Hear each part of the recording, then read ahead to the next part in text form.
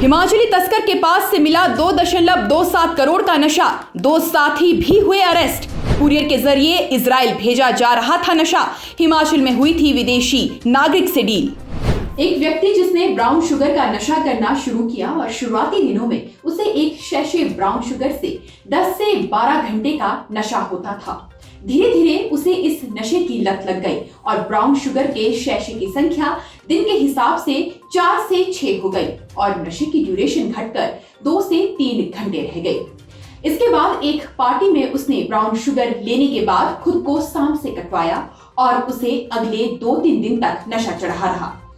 ये सांप वाला नशा यानी स्नेक बाइट इन दिनों पूरे देश में एल्विश यादव के कारण चर्चा का विषय बना हुआ है। कुल मिलाकर बात इतनी सी है कि एक वेजिटेरियन शख्स के पास खाने को लेकर जितने ऑप्शन मौजूद है उससे कहीं ज्यादा ऑप्शन आज के दौर में नशेड़ियों के पास मौजूद है। मेरे बगल की स्क्रीन में आपको नजर आ रही इन गोलियों को ही देख लीजिए। आम से दिखने वाली इन गोलियों से भरे इस कार्टन की कीमत 2.27 करोड़ आंकी गई है और इस नशे का कुल वजन मात्र 512 ग्राम बताया जा रहा है।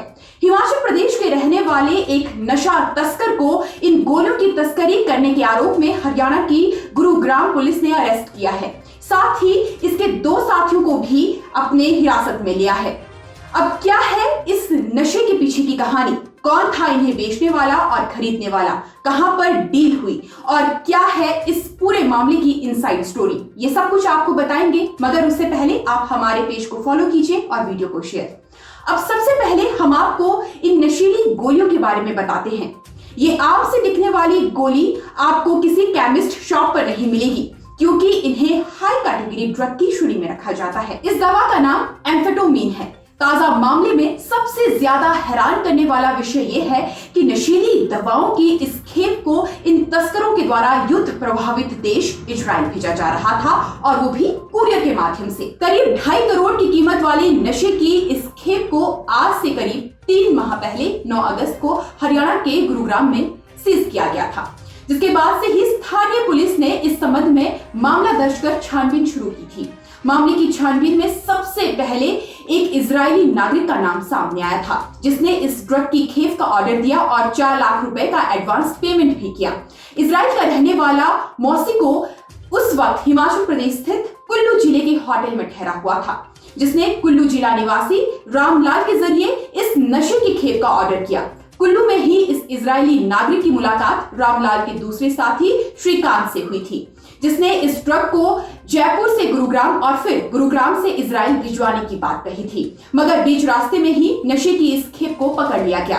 गुरुग्राम पुलिस ने बताया कि कुल्लू स्थित पुलका के रहने वाले रामलाल ने ही जुबैर हसन नामक अपने तीसरे साथी को इस तस्करी के बारे में निर्देश दिए थे। साथ ही उसे नाम, पता और वो सारी डिटेल भी मुहैया करवाई थी जहां नशे को भेजा जाना था।